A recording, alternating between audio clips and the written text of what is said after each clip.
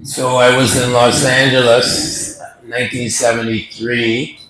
Srila Prabhupada was there, and as young brahmacharis, we all were inspired by a devotee called Tripurari Maharaj. And so after book distribution, we tried to get in to see Srila Prabhupada in his room. And of course, his guards, sannyasis, his secretaries, oh no, no one can see Prabhupada. It was always the same story. Oh no, you can't see Prabhupada. But then Tripurari said, can I see Prabhupada? And Prabhupada had called Tripurari the incarnation of book distribution, because he had developed the technique, the art of big book distribution. So Tripurari went in to see Srila Prabhupada, and Srila Prabhupada said, so show me how you sell books. So Tripurari was taking the Bhagavad Gita and he said, hi, how are you today, sir? And he said, have you read the newspapers lately? It's all bad news. Well, here's the good news. And then he'd show Srila Prabhupada the book, explain it was a great classic of India, show the pictures, the Sanskrit. And he said, yes, and we ask a donation from your heart. So then Prabhupada said, okay, give me the book. So Prabhupada took the book and he spoke to Tripurari. He said, hello, sir, how are you? Have you read the news today? Well, and he sold the book back to Tripurari. So Tripurari came out and told us this kind of humorous story. How Srila Prabhupada was sitting there and imitating Tripurari's book distribution technique. So that was quite exhilarating and inspiring for us. Srila Prabhupada was always, every time I saw Srila Prabhupada, at the end of his Srimad Bhagavatam lecture, he would say, that's why I'm stressing distribute book, distribute book, distribute book. And as a unknown brahmachari, a foot soldier, they would always preach to us, you just distribute Prabhupada's books and read his books, and that's the best association of Prabhupada. So for most of the young brahmachari book distributors like myself, we got to associate with Srila Prabhupada in the parking lots, in the airports, and the county fairs, different places and public places, rock concerts. And we could feel Prabhupada's potency because we were distributing his books, and then we come back to the van and we just be reading the latest translation of Srila Prabhupada. He kept translating. Every time a new book came out, we'd sit there and read it, Hare Krishna. The radical left, we were called. We rejected all the values of the American dream. And we just were adopting some kind of alternative lifestyles. And we weren't interested in getting high material education and getting high, well-paying jobs because we saw so much misery in America. So anyway, Prabhupada was very close to Jayananda. And in San Francisco, Jayananda would take us out. The San Francisco city has a lot of hills on it. So it's kind of like this, going down to the waterfront. And Jayananda would put garlands around our necks, and he would lead the nice kirtans, and we'd just be like a train of devotees going up and down different streets, chanting and distributing prasad and little bits of sweet bread. So San Francisco had a very successful Rath Yatra. I think it was 72 or 73. Very big Rath Yatra. There's a picture of it everywhere with Prabhupada throwing flowers at, I think it was Vishnu-Jan's mother in San Francisco. And he was standing up and then he started dancing. So at that Rath Yatra, there was thousands and thousands of hippies. You could see all these young people with their beads and their flowers, flower children. So Prabhupada came back to the temple and all his big leaders were surrounding him and they were talking about how successful the Rath Yatra was. Thousands and thousands of people came. Some even famous musicians came. Then Prabhupada looked around the whole room and he said, "Where's my Jayananda?" And the devotee said, "Prabhupada, Jayananda is at the park, Golden Gate Park, famous park, and he was cleaning up, picking up all the garbage." And this was like 9 o'clock at night, and he just kept picking up all the garbage and make sure the park was completely, spotless. Such a devotee, so much surrender and devotion to Prabhupada. Prabhupada really loved Jayananda. And of course, we all love Jagannath Prabhu. So I think the secret of experiencing Srila Prabhupada is within our hearts when we express selfless devotion to Srila Prabhupada. In 77, Srila Prabhupada's health really deteriorated and he was traveling with the Kaviraj and he ended up in Bhubaneswar. And Gargamuni, at that time, the Kaviraj was keeping Srila Prabhupada on a very, very strict diet of boiled vegetables. No spices, no ghee, boiled vegetables. And Srila Prabhupada, he really, really relished prasadam.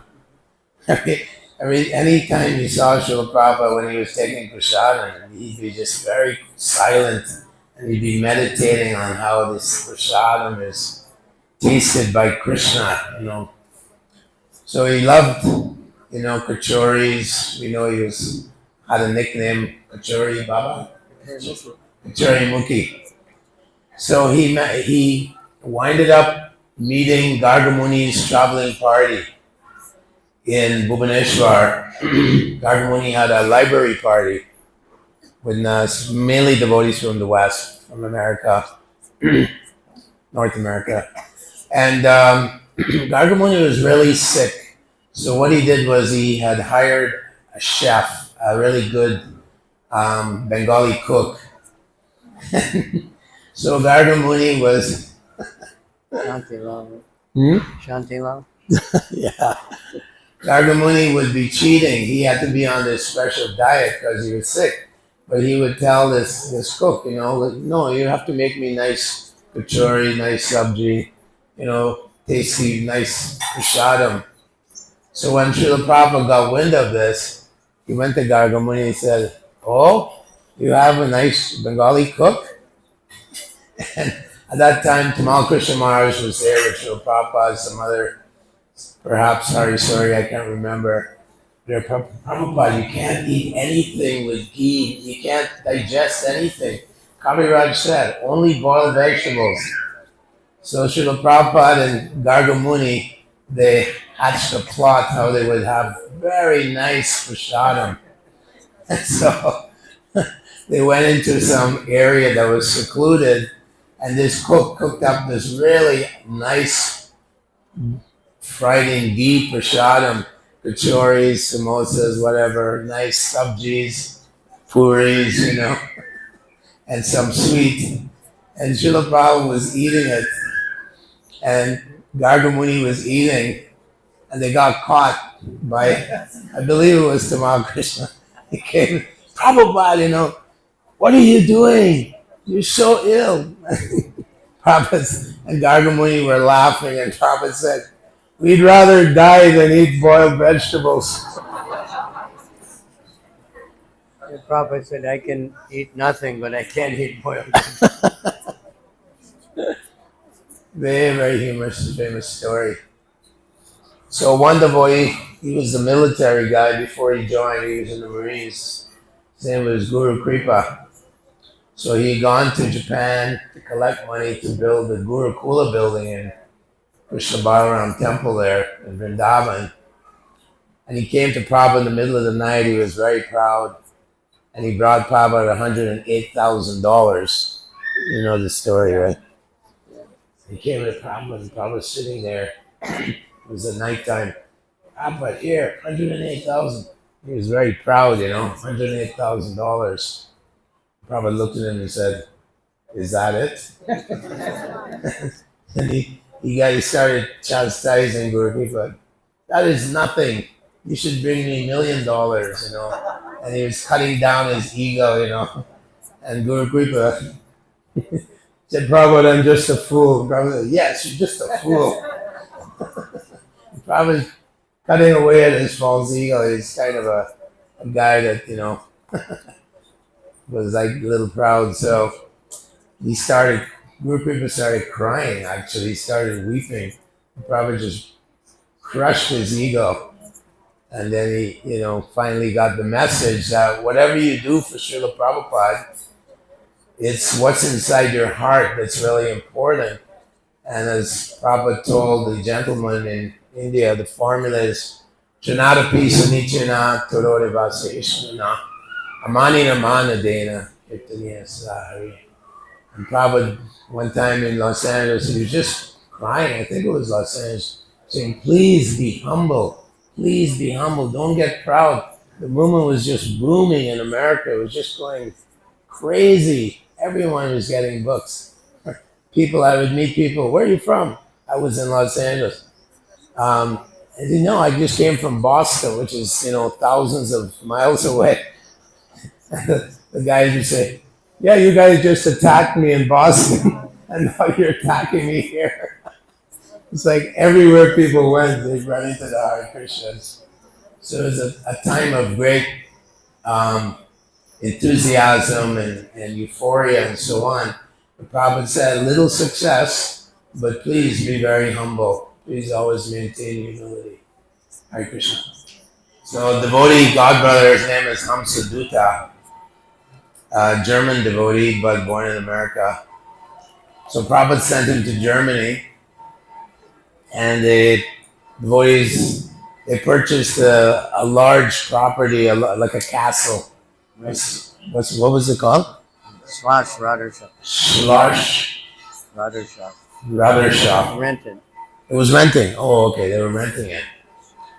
And one very Prabhupada's disciple from Detroit, her father was a big labor leader, and she had quite a bit of money. Friendly with Ambarish Prabhu, who was on the other side of the aisle, because Ambarish's great-grandfather was a capitalist, and her father was a union, the leader of the union, Steelworkers Union of America. Anyway, she went to Germany, and Hansadutta was just very pugnacious, very strong and very forceful, preaching like, you have to give money, we want to buy this property. And he was very strong like that. And the devotees were complaining to Srila Prabhupada, no, we can't work with Hamsadutta, he's like heavy. They used to call him Heavy Dutta. We can't work with him, he's too heavy. And Prabhupada said, yes, our Hamsadutta is like an elephant. He does big job, big work, but he passes big stool. So there's a book my godbrother sent me. He lives in California. Very dear godbrother of mine, Tranakarta Prabhu from Chicago. And the name of the book is Hare Krishna Airport. If anyone wants a copy, he sent me quite a few copies, so I have a few extra. Yeah, I like one. I'm in it right now. You're in the book. So, Chicago Airport is the busiest airport on the planet. It's just, when you look outside through the window, you just see a jet with the nose touching the tail of the next jet. And as far as you can see, just a line of jets like taxis. They're all waiting to take off. And the people who go through Chicago Airport are mainly business people and very tough people. Huh? Damn that one. Demonic. It's changed. Now it's much better. Okay. So Prabhupada really liked that devotees were doing so many books at this airport. And Chanakarta Prabhu, he was, his father had an Italian restaurant. He's Italian, American Italian. And his father would give all the cops in Chicago, in his area, he would give them free pizza, free pasta, free pizza. So Chanakarta was also a martial artist. He was like a kung fu expert. And devotees were always getting beat up by businessmen with briefcases would come behind and smash the devotees, or the janitors in the airport, or the staff, working staff. They would come and hit the devotees, stab devotees with pens. Pretty heavy place to be distributing books. So Chanakarta always wanted to come to the Gaur Punim festival, but like myself, when you're a book distribution, the temple president hates to send you to India. So we never got to come to the Gaur Punim festivals. I only got here in 1977 when Prabhupada was very sick. And Chanakarta, the same thing happened. His temple president would not send him to the Gaur Punim festival. So eventually, Chanakarta just left the temple, collected some money, came to India, and went to Vrindavan, where Prabhupada was staying. Excuse me. And Prabhupada's servant heard about these stories of Chicago and how Chanakarta would go behind the demons and use martial arts and beat them up. I mean, he got into huge fights with these huge guys, working men, and in the airports, and he would just destroy them. He was a martial artist. And sometimes even the police, who were being fed by Chanakarta's father pizzas and pasta, they would be, look at Tommy, he's doing really well. Look at how he's beating up those guys. So they would never arrest Chanakarta because his father was taking care of the police. So Prabhupada heard all these stories from his servant. I can't remember if it was Hari Sori, I think it was. And so Prabhupada called Chanakarta in and said, "Oh, I hear you were like the enforcer in the Chicago airport. Can you tell me some stories?" So Chanakarta became very favorite of Prabhupada while he was in Vrindavan. Prabhupada was there for quite a few weeks. And every Bhagavatam class, Prabhupada would say, "I want Chanakarta." He would take the mridanga away from the big GBCs, like Hamsadeva would always want to play the mridanga, Hamsadeva Prabhu. But Prabhupada would come for Shriban Bhagavatam class and say, "No, Chanakarta, you play mridanga." Chanakarta was a very good mridanga player, not very fancy. Prabhupada didn't like it too fancy. And so every day he got this mercy. And Prabhupada would, would be very, very, you could see how happy he was that he was, he used to call his book distributors soldiers. And he said that the temples are like bases from where we attack Maya. We go out and attack Maya every day. And you're all the soldiers of the army, of Lord Chaitanya's army. And that's how we felt about it. So anyway, I thought I'd bring that nice story up that Chanakarta got a lot of mercy from Srila Prabhupada right at the end near the end of Prabhupada's pastimes, his manifest pastimes. So, O Hari Krishna Airport Ki.